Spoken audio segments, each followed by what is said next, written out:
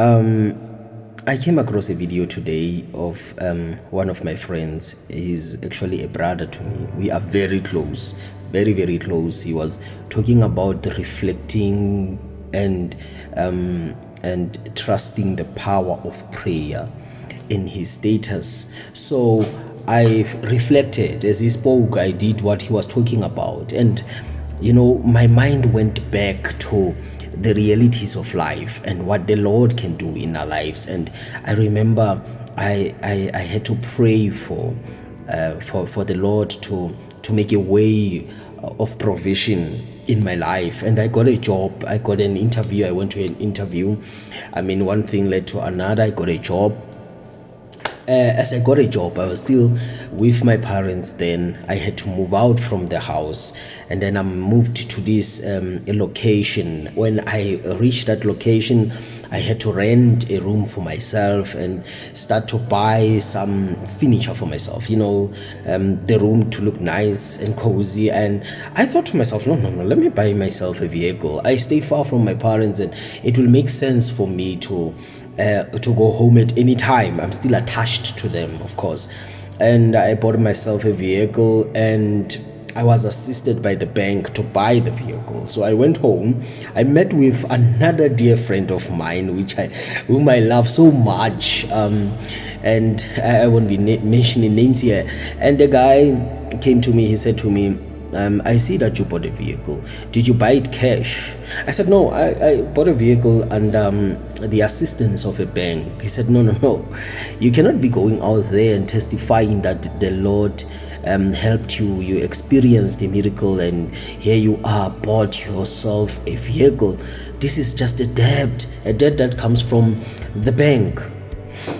Immediately, without even thinking, I just answered this guy. I said, my guy, you are speaking from ignorance. You are speaking from a place of not understanding where I come from. I could not afford to buy myself a bicycle, let alone shoes. I could not buy myself a drink if I wanted to.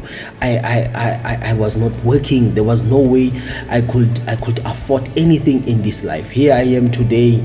I bought a car, and the bank saw it suitable for them to assist me because they trust that I'll be able to pay them back. And with this, you think this is not a miracle? And the thing is, you will think it's not a miracle because of where you are standing, because of where you come from. But where I come from, this is huge, man. This is something. This is great. It might not be something for you to celebrate, but for me, it was hard for me to get shoes. Here I am. I bought a vehicle. You are telling me that this is not a miracle because the vehicle was approved by the bank?